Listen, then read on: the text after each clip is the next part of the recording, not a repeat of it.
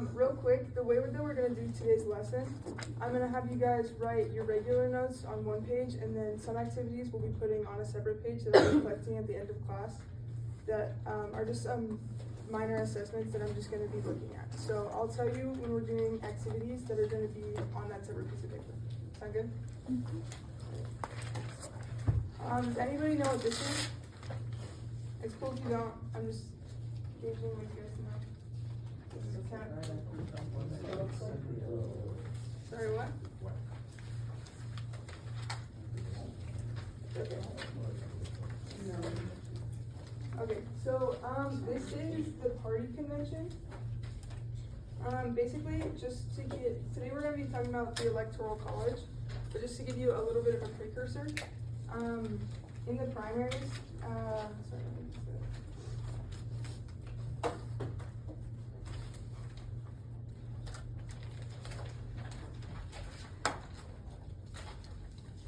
in the primaries, during the summer slash spring, the Republicans in each state will vote for which Republican they want to have for president, and Democrats will do the same. The candidate that gets the most votes,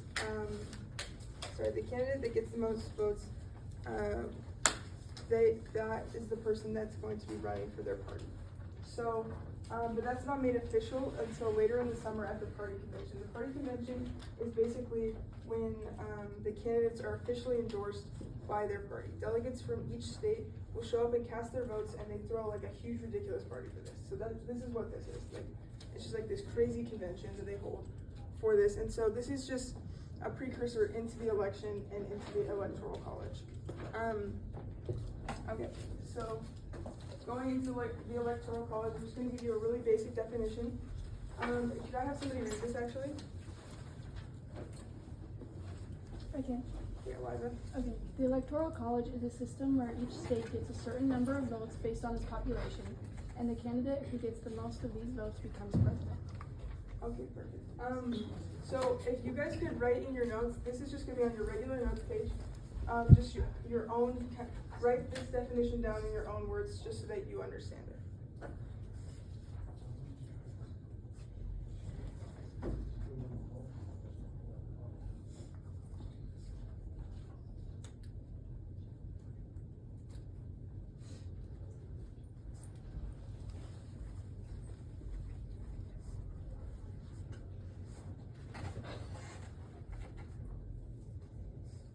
And just put your pencils down when you're done so I can know when to move on.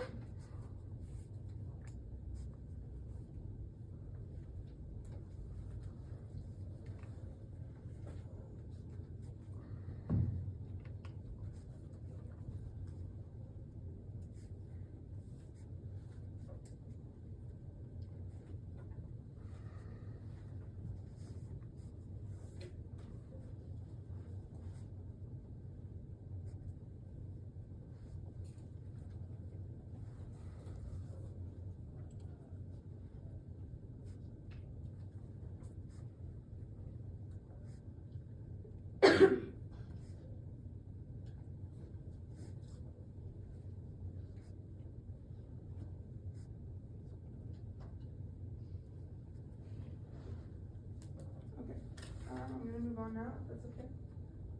Okay, so, actually, we're gonna go back for a second.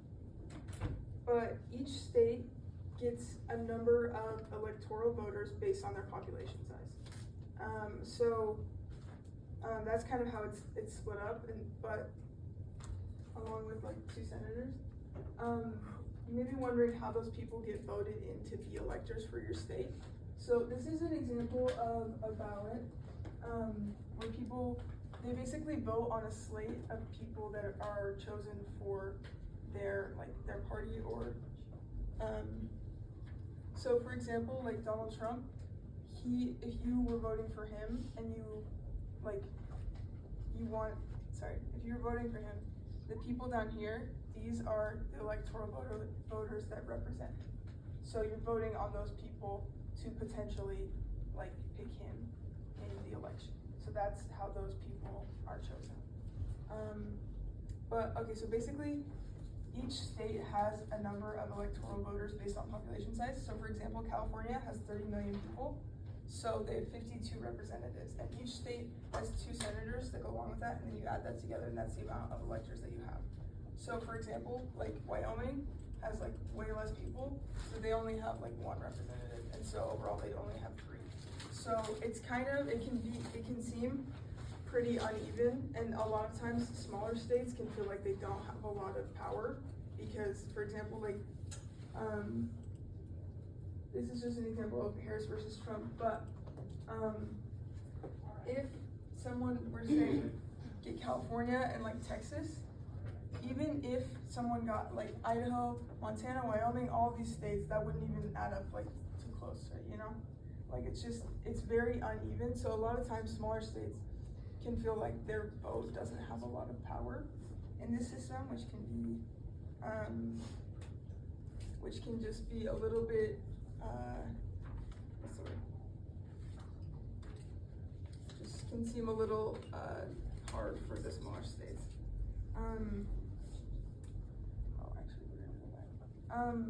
I just want to ask a discussion question real quick, but just before we go, we're gonna fill out a pros and cons list, but before we do that, what are some modern criticisms or defenses for this system that you guys might see just right off the bat?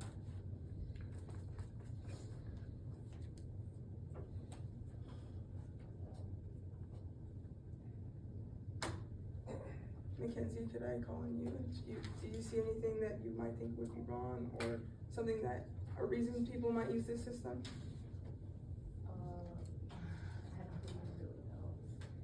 It definitely seems a little unfair, but the population, it makes sense, so I feel like that, I don't know if that makes sense.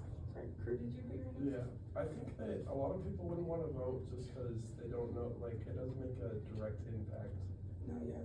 on the election, rather than just voting for who represents you, you know? Yeah, no, that makes exact sense. So, okay, now that we've talked about, that you brought up that it does make sense with the population, but also what Crew said as well. What I want you guys to do, this will be on a separate piece of paper. So these are the notes that I'm going to be collecting in class. I want you guys to make a t-shirt with pros and cons. So this is just going to be pros and cons to the electoral college that you see right off the bat. And there's no wrong answers to this. I just want to see what you guys think. Don't fill it up completely because we're going to fill it up with some stuff that we need to put in it. So just make a pretty good sized t-shirt, and then just maybe fill in like 1 or 2 for each side. I'm going to give you guys like 5 minutes to do this.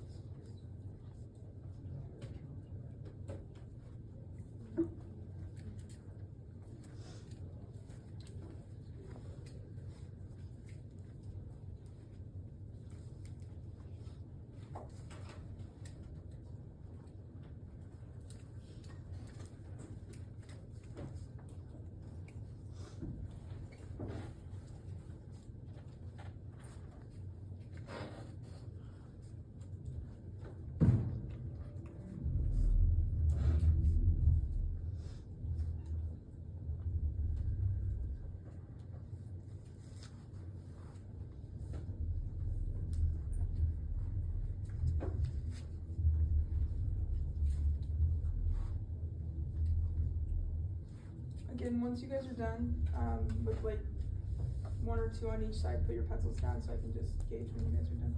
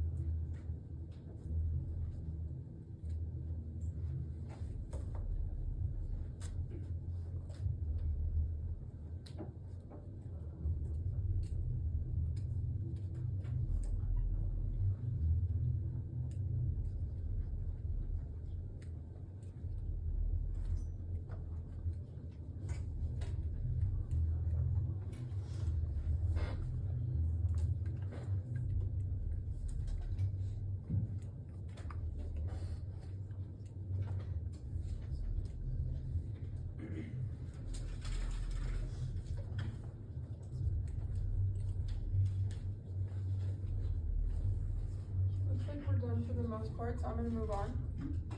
Okay, so this is how it's split up. So overall, there are 538 votes. There are 435 representatives, those are like split amongst the states, and 100 senators, there's 2 per state, 3 electors for Washington DC. A candidate must win at least 750 of the majority of the electoral votes to win the election. Yeah, that's just how it's split up. But one thing you might be like noticing right off the bat is that like what happens if somebody doesn't win the majority. If I could have somebody read this top definition, not this one, but just the top definition of the House of Representatives, real quick, Andy. The House of Representatives is a group of people elected from each state to make laws for the country. Bigger states getting more representatives. Yeah, so in a situation where there isn't a majority that wins, the House, if no candidate wins the majority in the Electoral College, 270 votes, the House of Representatives elects the president. Each state delegation casts 1 vote, and the candidate must win the majority, 26 out of 50 states, to become president. The process gives smaller states a greater influence. So in this specific situation, like we said before, the smaller states might feel like they don't have as much influence if they don't have as many electoral votes, but in this instance, like a state like Wyoming would have the same amount of votes as like California, because they both have more. We're gonna watch this video real quick. This is an example of an election. It's 1824, I believe, where there wasn't a majority, and it just talks about how the House of Representatives gets involved.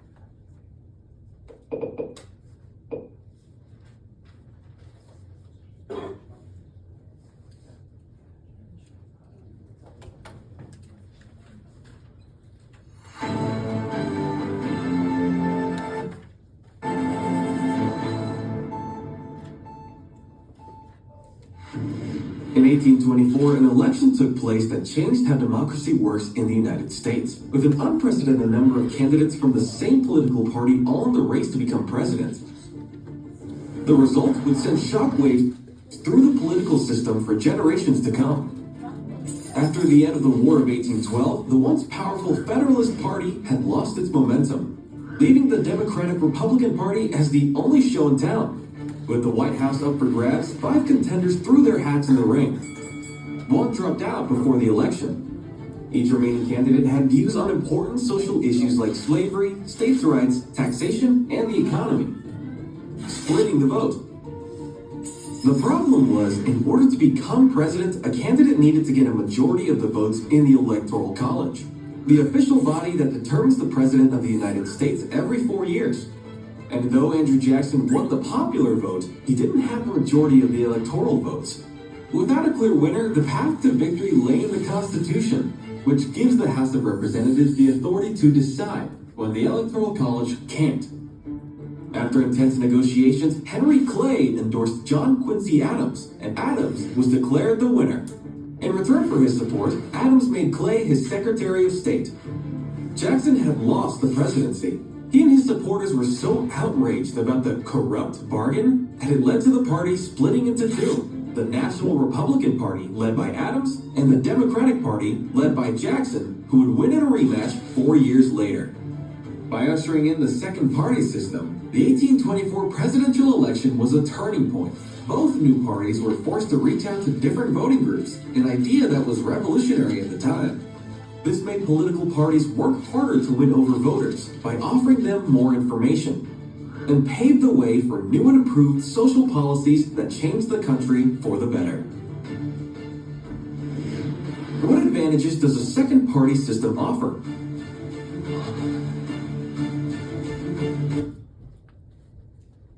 Okay, really quick, I just want you guys to write down in your notes,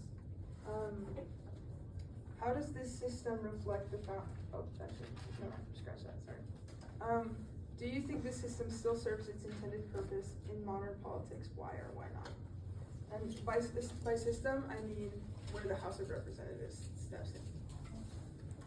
So you can just write like a sentence answer, nothing crazy. Want that with the tree chart? So this is just gonna be in your regular notes. Sorry, yeah, that's a good question. I'll specify specifically when it's on the separate piece of paper. Sorry, do you want me to read the question again? I can, okay. Sorry. Do you think this system still serves its intended purpose in modern politics? Why or why not?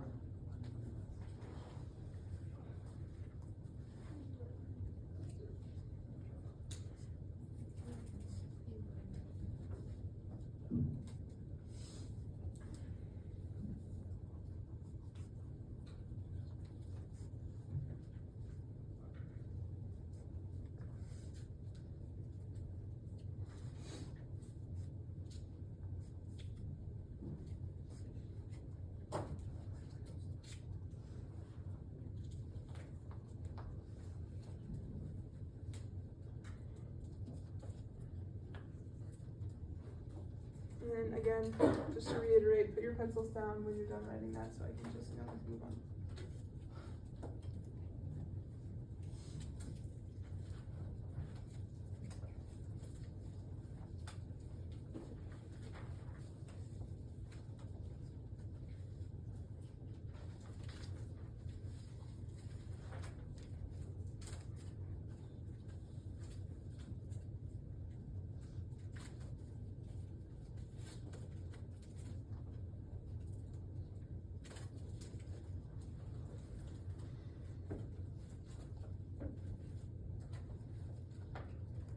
Looks like we're mostly done, so I'm gonna move on. If you're still working on it, no problem. Okay, so we're gonna talk about the winner takes it all system.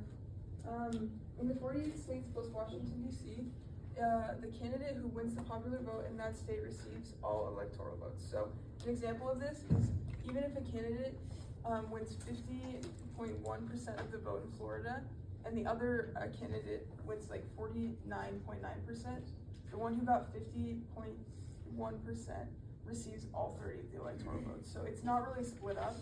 Whoever just gets the majority in that state wins all the votes. The only outliers to this are Nebraska and Maine. They have a more, the way that their system works is so in these states, it's district-based allocation system. So 2 electoral votes go to the state's overall popular vote winner. The remaining votes are awarded to the winner of each congressional district. So each congressional district awards 1 vote to the popular vote in that specific area. So it's more split up. So like a state like Nebraska could be like different candidates could win electoral votes from those places. So Nebraska and Maine are the only ones who do that. Another thing to talk about, so when candidates are running, there's different kinds of states. So for like example, Idaho has been Republican in pretty much almost every single election. So it's not like super, like they're trying to like swing them a certain way. Like they're probably gonna be Republican. I think the last time they were Democrat was like 1964, like, and that was like 1 time. So it's very, very Republican. But for a different state like Florida is like a swing state.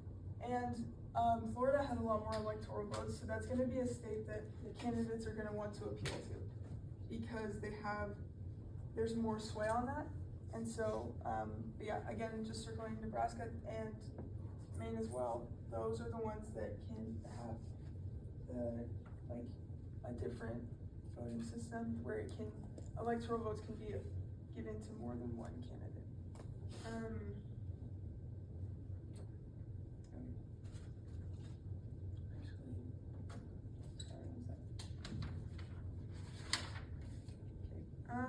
Just real quick, I just want to open this up for discussion. Do you think the proportional system used by Maine and Nebraska is fair? Why or why not? Does anybody have any comments on that? Eliza? I think it would work better because then it would like be a better representation of like what the population and what the people are actually wanting. Like if it's split if it's split in half like that, then that way both sides will get their say in who they want for the president rather than just the side that barely has a majority. No, that's so true, especially when it is so close like that, because then you could see more what the people want specifically. Does anybody else have an opinion on this?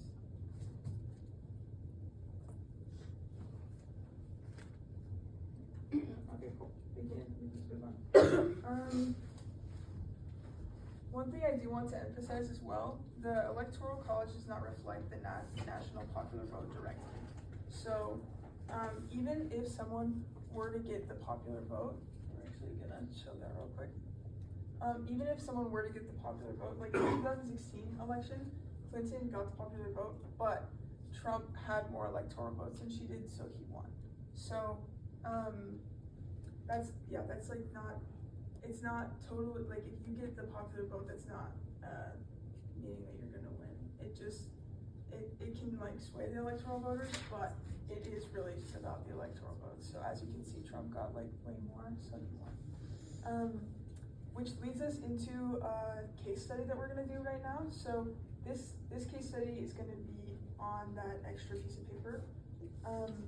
I'm gonna have you guys work with the person at your table, and I'm gonna split you guys into 2 different elections. Actually, if I could have everybody come up and get Chromebooks, because we're gonna be doing some research. So make sure that we're keeping a minimum noise level as we're getting our Chromebooks. Oh, facts, I have it.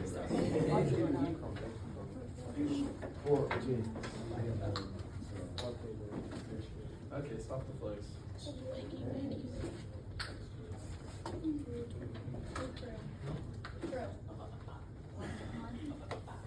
Does Nora just have one? Yeah.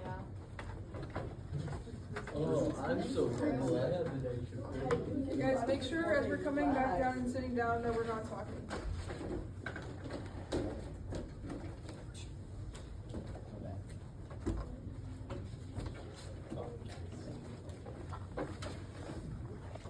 Did you hear that?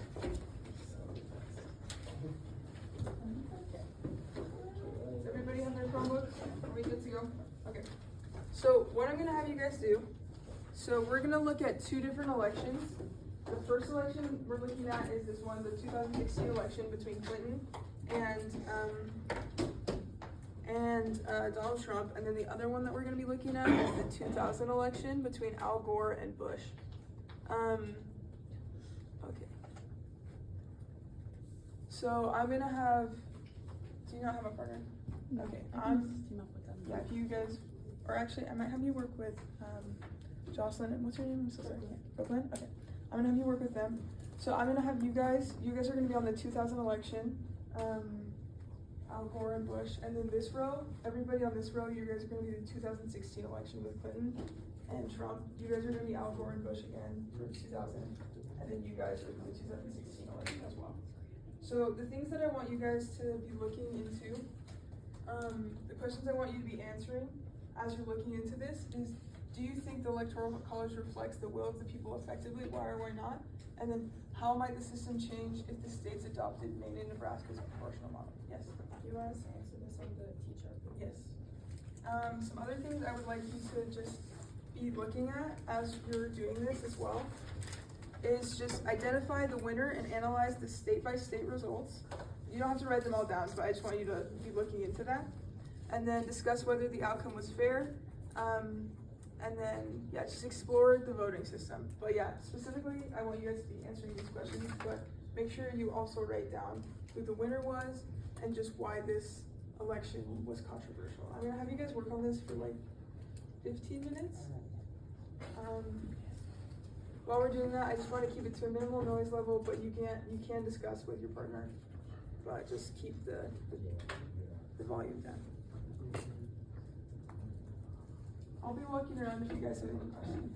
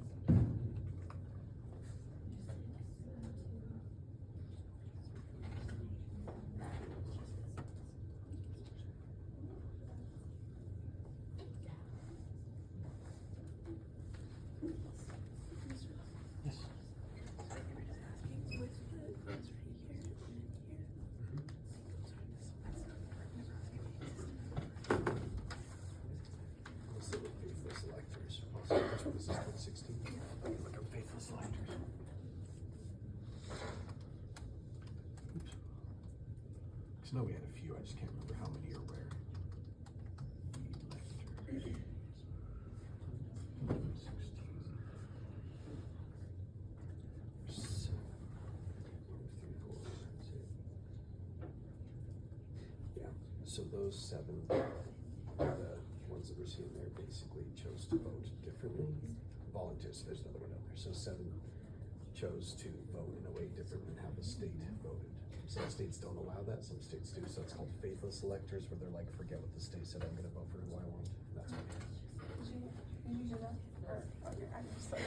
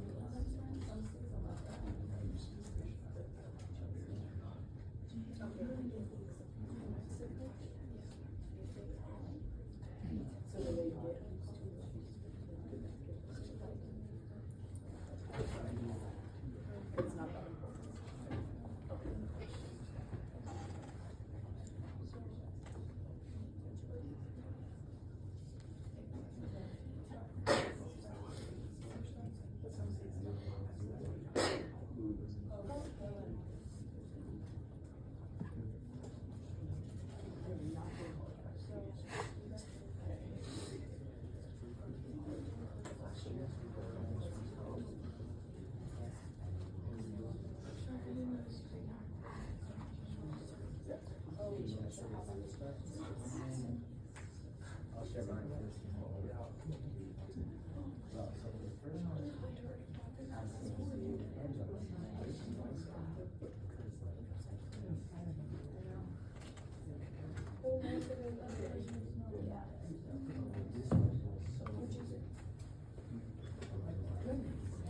That's actually interesting. I didn't know they showed the faithless electors on that like that. Because I remember hearing about them, so looking it up is interesting because more of them were actually disloyal to Hillary Clinton than Trump, because Trump won his big they would try to get him votes.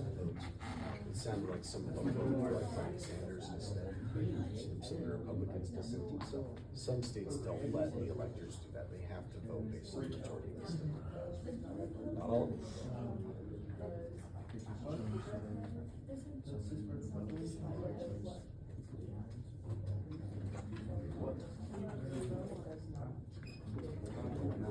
Useful if there's time for it.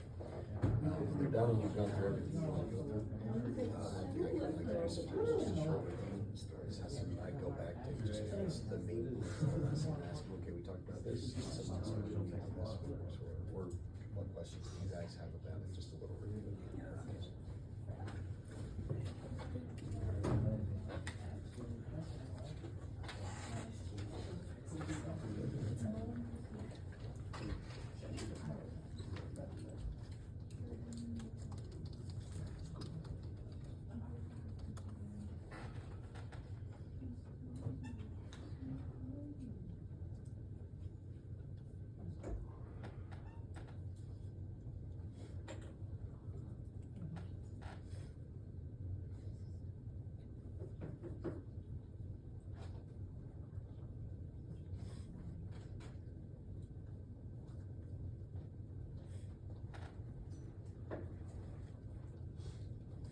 Once you guys are done, we're gonna go over a few of your guys' answers.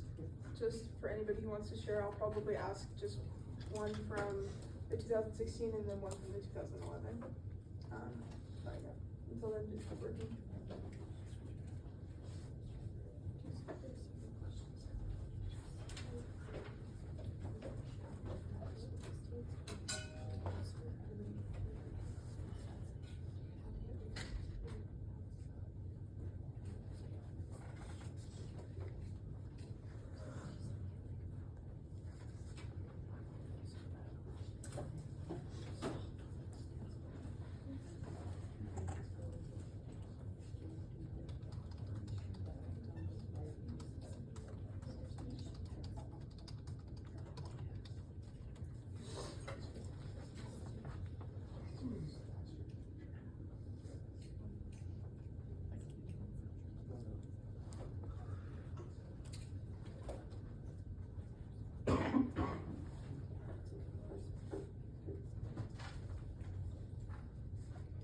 make sure you guys are discussing with your groups, any thoughts you have.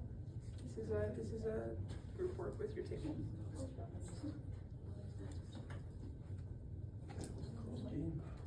I checked.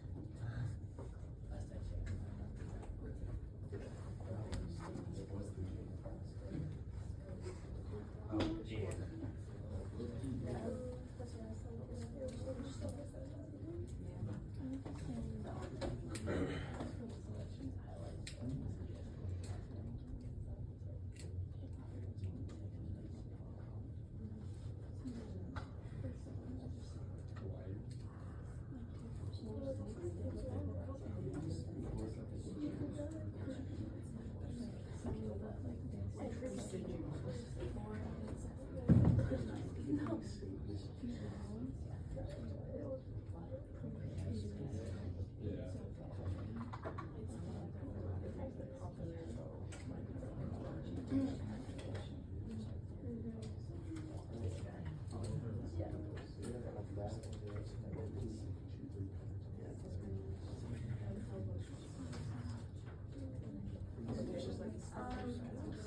Okay, we're gonna bring it back together. Okay, if I could have, your guys' group, if you guys could give, like, just some of your answers to what you thought. You guys had the 2000 election, right? Yeah, we had 2000. Okay, perfect. Well, so for this election, I personally don't feel like the electoral college like really reflected what the people wanted, because the popular vote didn't win the election, and then also the Green Party, they had like a ton of popular votes and they didn't get any electoral college votes. And then there was this one guy, one of the electors, who just like chose to not vote, which like, I don't know, that doesn't seem very cool, because that's kind of like your job. But yeah, and then yeah, that's all. Do you feel like we talked about earlier, like last week, or this week, yeah. How we talked about like third parties, do you feel like third parties really don't have like that much of a like influence in this at all with the electoral college? Yeah, well, I mean, this guy had like no influence in the electoral college at all, like didn't even have a chance, even though like he received like 2 million plus votes. He still didn't get any electoral votes, which like, I don't know, he wouldn't have won anyways, but Yeah. I mean, he still wasn't represented the way that the people were trying to represent him. No, for sure. It's really hard, because a lot of times you feel like, even along like we said with small states, they feel like they don't have a lot of voice, but also if you're a smaller party, you feel like you don't have a lot of voice either. So I really like you bringing that up. Okay, I'm just gonna go through each row, but for the 2016 election you guys had, if I could have one of your groups just answer these questions and what you guys thought, that'd be awesome.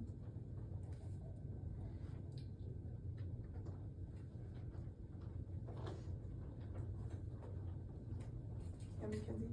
I feel like, cause I looked at like the different maps and stuff like that, and I feel like it's pretty, like, at first looking at the map, it looks like it's just like the popular vote is fully just Trump, and there's a few places that are for Clinton, but if you really look at like you think about like the density, like the population density, it really, I think it does actually reflect the way that people actually voted, but it definitely, and then the second answer, I think that it would definitely be more, like evenly spread out, and it would probably be more fair if they did it that way, just because then if there's like 49-51 state, then they don't have to choose the other, and then it's like not representing the 49% of the people, and it would equally like represent both. So Yeah.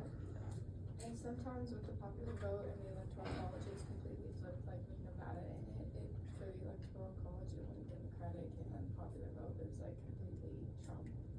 Yeah. So, I mean, it was mostly represented well with the electoral college and popular vote, after looking at the map of the votes went, but there were some discrepancies in it. No, it's hard because sometimes it does represent it well, but sometimes like people can get kind of like screwed over. Maybe so. Okay. I love your guys' comments. That was really good. So again, we're going back to the 2000 election. If I could have one of your guys' groups just point out what you felt about like these questions and what you guys put down, that'd be awesome. Yeah. So I thought that like it wasn't fair because like Gore won the popular vote, but also it was very close, so it was kind of controversial. So I guess it makes sense why Bush could win. That makes sense. Does anybody have an answer for the second question as well? Basically, what I wrote out to say to just be more direct, because it's actually what the people want directly, almost, I feel like. Oh, yeah, I totally get what that sounds like. Okay, we'll do the last group, just again with the, sorry we're going over this a bunch, but I do just wanna hear everybody's opinion.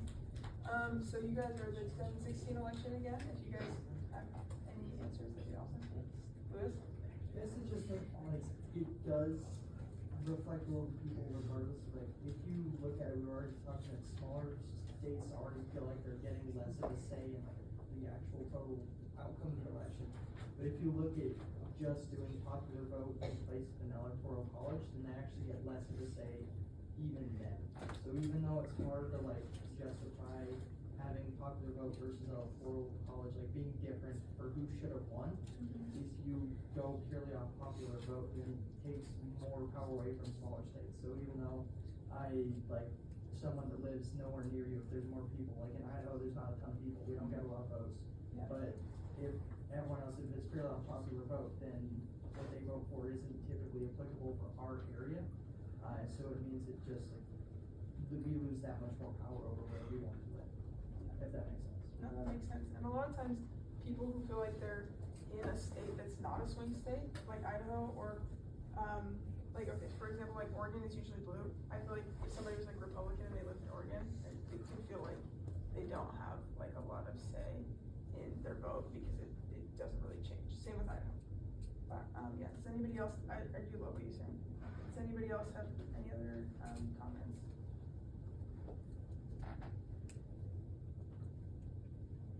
Okay, cool. Let me get my clicker real quick. Thank you guys for all your comments. That was really very happy to see what you all were saying about it. Okay, now we're gonna go back to our pros and cons, but we're just gonna fill out a couple more that I do want to hit on.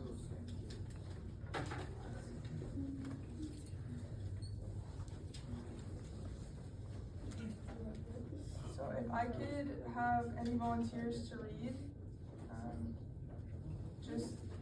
we're just gonna go through it case by case.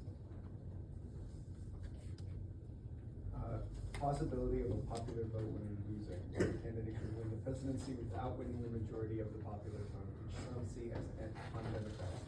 Like we said before, like a lot of you guys pointed out, even if somebody got the popular vote, it could mean that they didn't win the presidency, even though that's what the people wanted.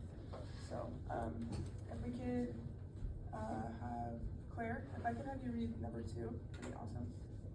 Overemphasis on swinging states. Campaigning efforts often focus heavily on battleground states, giving those voters disproportionate influence. Like we said, with those swing states, like Florida, a lot of times candidates will focus on those states because they can have more influence there. And also you guys don't have to write down like the full definition, just kinda write down what helps you get the gist of it. Yeah, if I could have somebody read number 3. That'd be awesome. Yeah, Nora?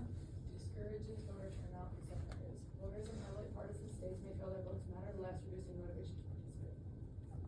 I don't know if you guys have noticed, but I feel like one of the biggest problems today with people voting is they just feel like their vote doesn't matter. And as we can see, as we've like talked about today, a lot of times it's just really hard for people to get like totally motivated because it's a system where they feel like their vote doesn't matter. Okay, number 4, I talked to Nora and Haley about this. Haley, could you read this one? Risk of faithless, electors are not allowed to, legally bound to vote according to the state's popular vote, creating uncertainty. Yeah, so, a faithless elector is somebody who votes differently than what their state votes. And, not every state allows people to do this, but like some states do this, so some people can like defect and kind of do something, different. Now we're gonna go through the pros real quick. Jocelyn, if I could have you read number 1 on the pros. Preserves the influence of smaller states. The system ensures that less populous states will still have a meaningful role in presidential elections, preventing candidates from focusing only on major population centers. Yeah, so it does give smaller states some sway and does give them some footing in the race a little bit, which is number 2. I'll just read this one. It promotes a two-party system. So like as we can see in the elections, it is very like Republican or Democrat. So number 3, if I could have the other crew, your crew as well. Yeah. Right? Yeah. If I could have you read number 3. Encourages nationwide campaigning. Candidates must appeal to a broad range of states and demographics rather than focusing solely on regions with dense populations. So this makes them kind of like go across the states and like to each state rather than just really dense cities. And then if I could have somebody, Austin, could I have you read the historical continuity? The Electoral College reflects a system designed to balance power between federal and state governments, maintaining consistency with the founders' vision. Yeah, so, yeah, it just reflects, just tries to make a balance of power within the states. But, I just wanna ask real quick, does anybody feel like they, would they say that there's more flaws with this system, or that they would say that it's a good system, but just sometimes it has like some things that are wrong with it? Is anybody more like pro or more con? I just wanna know.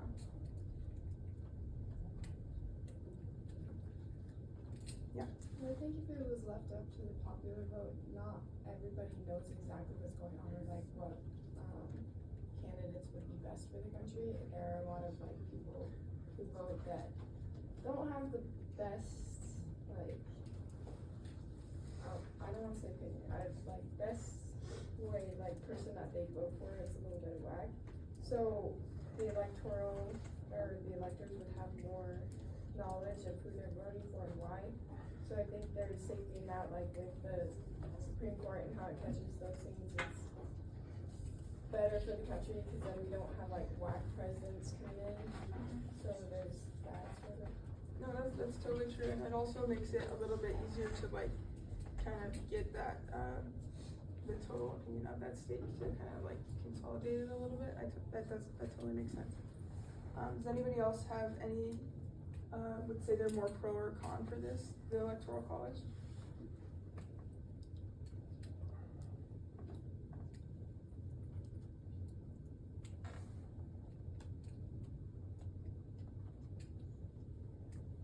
Okay, it's cool if you're not. Okay, so what I'm gonna have you do now is, did everybody finish filling out their teacher? Is everybody good? Okay. What I'm gonna have you guys do now is I just want you to write, this is just gonna be on your own. This is also gonna be on that separate piece of paper. I'm gonna have you guys answer these questions. I want you to write at least like 2 to 3 sentences for each answer. So we're gonna write, is the Electoral College a fair way to elect a president? Why or why not? If you were a lawmaker tasked with reforming the Electoral College, what changes would you, if any, would you propose or why? And also, you can go back to the way that Nebraska and Maine do it, and you can say like, we want to do this way. Or if you think that you wouldn't make any changes, but just keep it the same, and that's totally fine too. But I want you to just reflect on everything that we've talked about today, and write 2 to 3 sentences about either topic, and I'll just have you guys do this on your own. And then, yeah, this again is going to be on that extra piece of paper. I'll be walking around if you guys have any questions. You're welcome to discuss with the people around you, but this is going to be your own answer.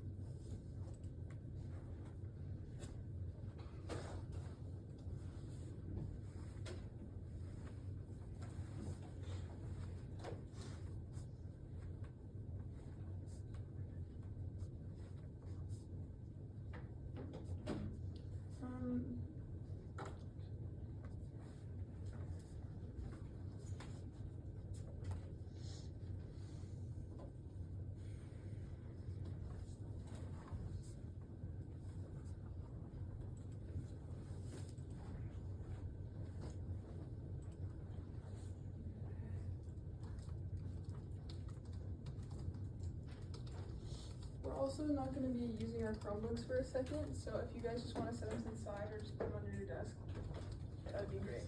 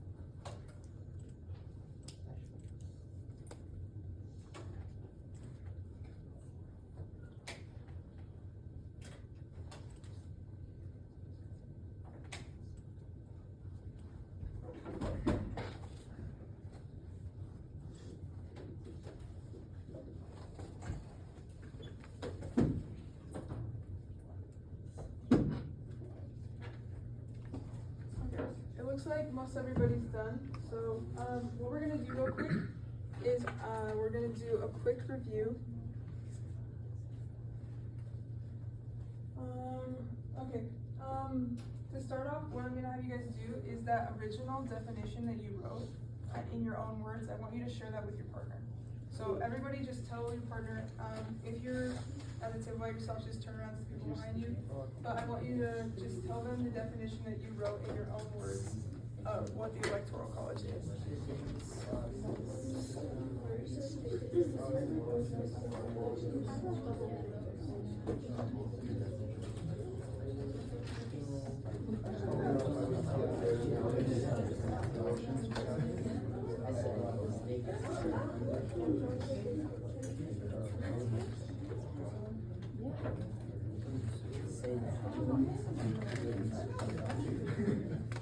And run the product, read options.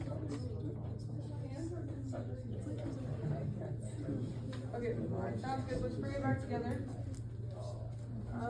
Okay, just real quick, like we said before, it's based off of population size.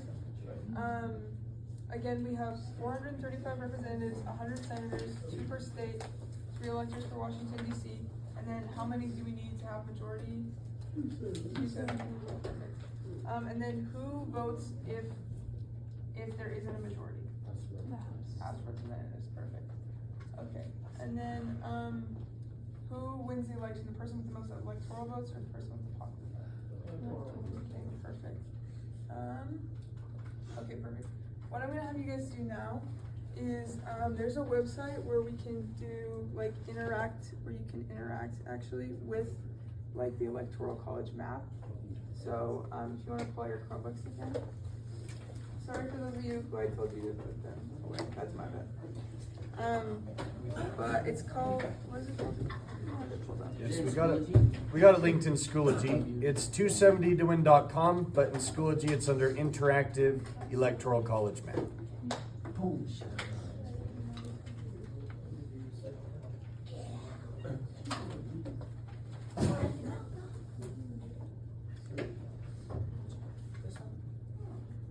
Yep.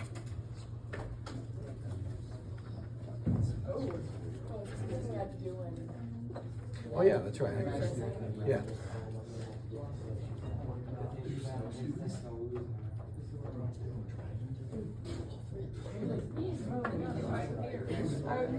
While we're doing this, we want to make sure that we're focusing on the map and that we're interacting with that. You guys can just share.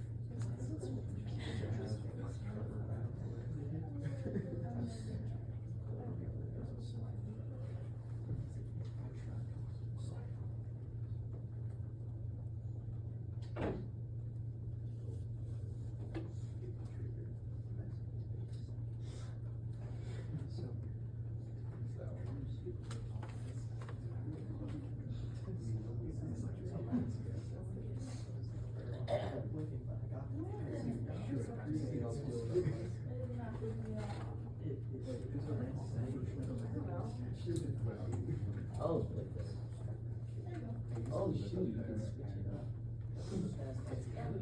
Ms. Jones? Ms. Jones? Is it okay if I show them the historical one, or where they can go to? Real quick, if any of you want to see a cool tool, when you're in the main page, if you look at the right where it says related content, you should be able to click on one that says historical presidential elections, right? This one you can manipulate as much as you want, but if you want to see some past examples, you can click on that link, historical presidential elections, and you can look at all the different electoral college results going back in the past. You should be able to click into those and see them in greater detail. You can even try to find some that had the largest victories either way, and go way back in history and see how the